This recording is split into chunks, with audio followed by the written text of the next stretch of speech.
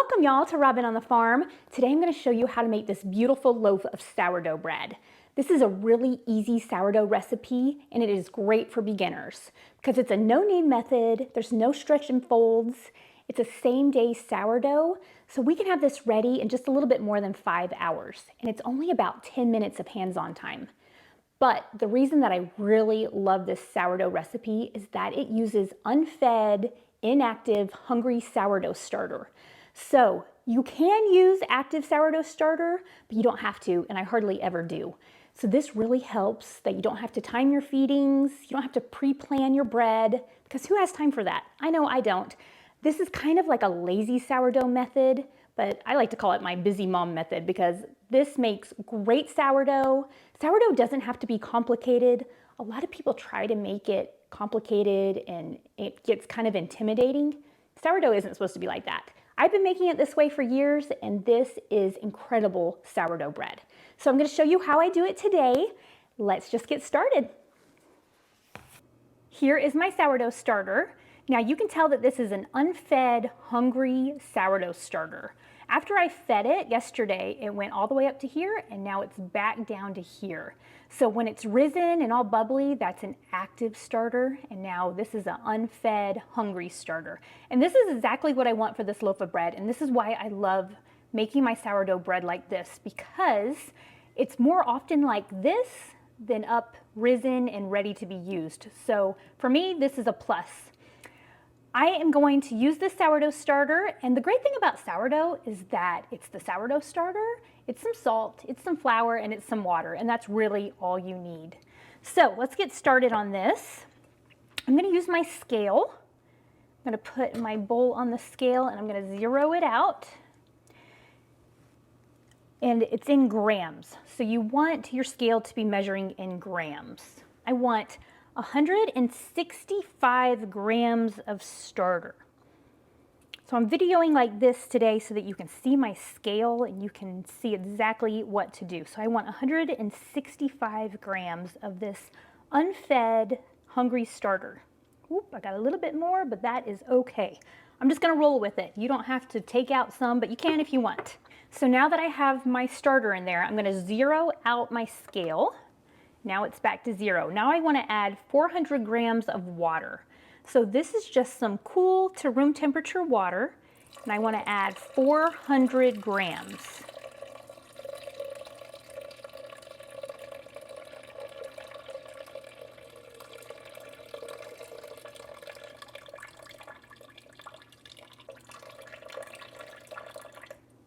Okay, pretty close. 400 grams of water. Now I'm going to take my Danish dough whisk. This is what I love to use for my sourdough. And I'm just going to mix this all up. This is just going to make it easier to mix in our next two ingredients.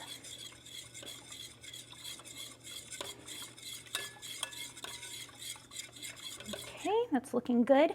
Now I'm going to zero out my scale again. I want it to get back to zero.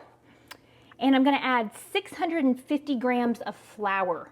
Now you can use bread flour, you can use all-purpose flour, you can use fresh milled flour, whatever you want. So 650 grams.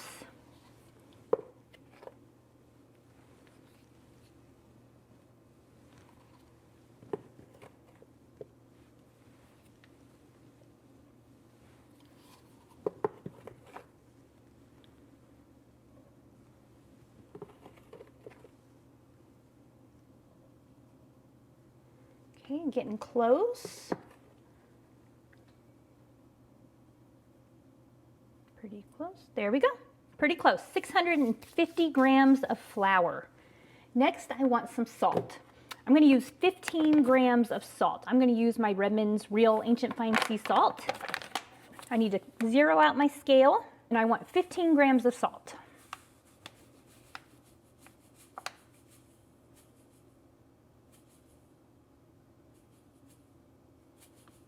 Being careful not to add too much salt.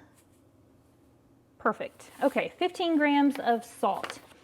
And those are all of the ingredients in the sourdough bread. Now, I'm going to take my Danish dough whisk again, and I'm going to just mix all of these ingredients around. This is going to be a really thick dough, So you're gonna have to take just a couple minutes to mix your ingredients really well. And this Danish dough whisk is really great for thick batters and doughs, and so it's perfect for sourdough. Take a good 3 to 5 minutes to really mix this sourdough dough up. At the beginning, you may be tempted to add some water because it does look rather dry when you start mixing it, but look at this. This is exactly what you want it to look like. The longer I mixed it, the more wet it looks. So this is what I want my sourdough dough to look like. And now it's time for the bulk ferment. So I'm gonna cover this with a wet tea towel, and I'm gonna leave it on my countertop anywhere from 3 hours to 12 hours. I usually go about 3 hours, but you can go anywhere from 3 hours to 12 hours. You can go let it go overnight if you want. But at that point, it's gonna be time to shape it, and I will show it to you at that point. This dough has been bulk fermenting on my countertop for about 3 hours. This is about what you want it to look like. Now, if you let it go for longer, closer to 12 hours or overnight in the fridge, instead of covering it with a wet tea towel, I'd say cover it with some plastic wrap or something so that it doesn't dry out. But now I'm gonna go ahead, this is kind of like doing stretch and folds, but really I'm just doing this to shape it into a nice ball.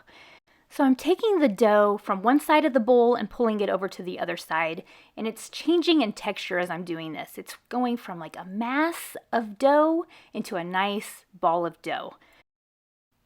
I'm making one large bowl out of this sourdough dough, so that'll be like a large traditional sourdough loaf, but you can also divide this into two and make two smaller bowls if you like. I'd like to do that too. That's a nice size.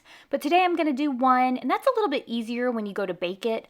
I'm just gonna throw this in my Dutch oven and just bake it as one large loaf instead of having to do it twice. But you have some options there. Okay, you can see it's a little bit sticky, but that is just fine. This is gonna make a great loaf of sourdough bread.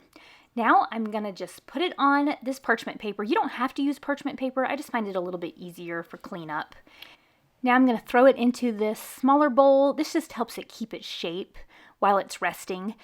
Now I'm just gonna recover it with the wet tea towel and let it rest on the counter for about an hour, and then it's gonna be time to score it.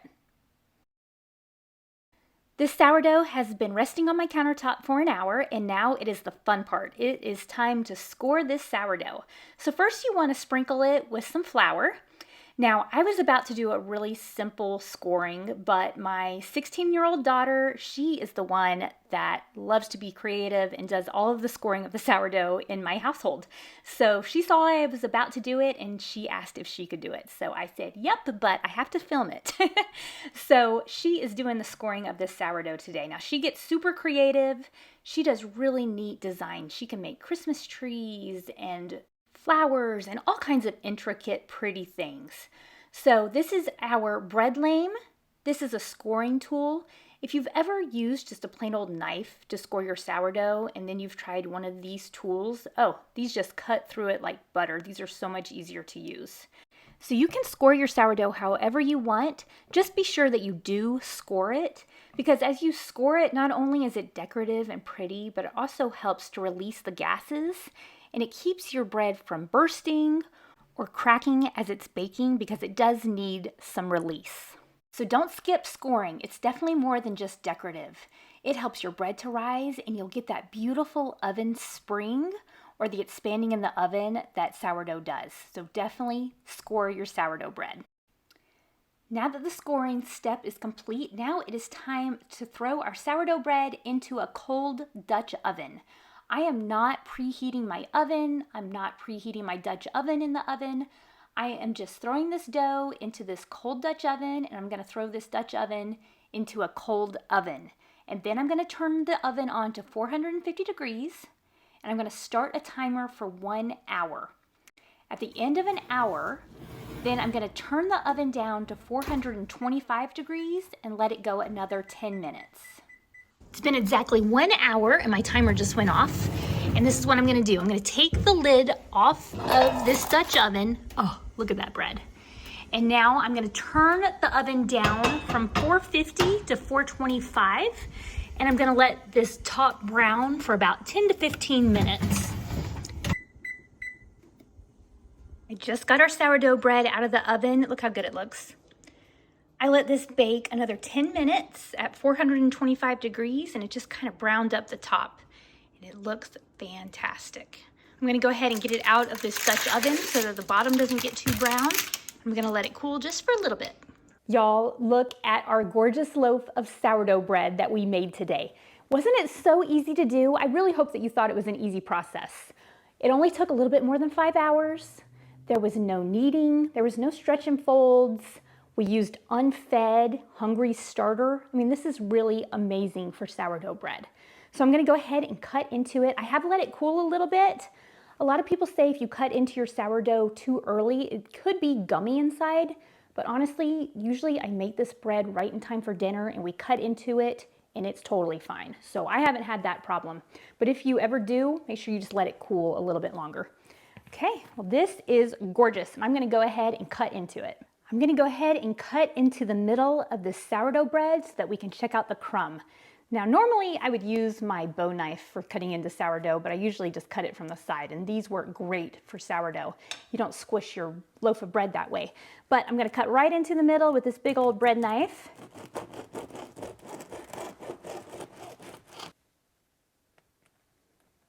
There it is.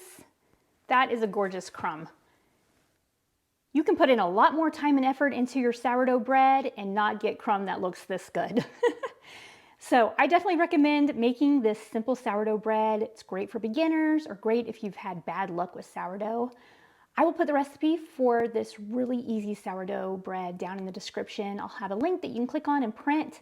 I'll also leave instructions on how to get a sourdough starter going and how to maintain it, at least how I do it. And I've been doing it for a long time and it works. So that's the way that I recommend. Don't make things harder for yourself. Find easy ways to accomplish things and you'll do them that much more. Oh, I gotta take a bite of this.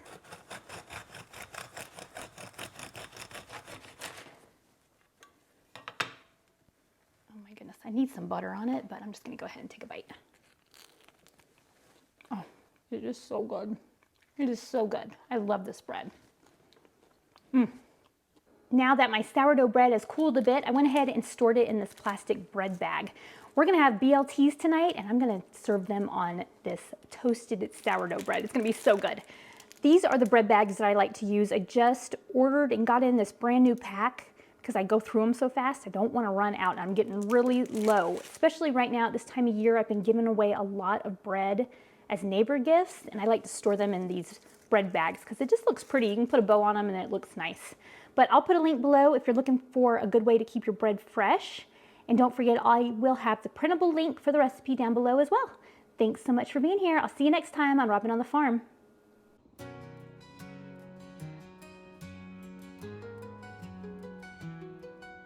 Robin's in the kitchen, dough beneath her hands, wheat from the fields and eggs from her land. Sunlight through the window, a warm golden glow. She's working hard to make that dough.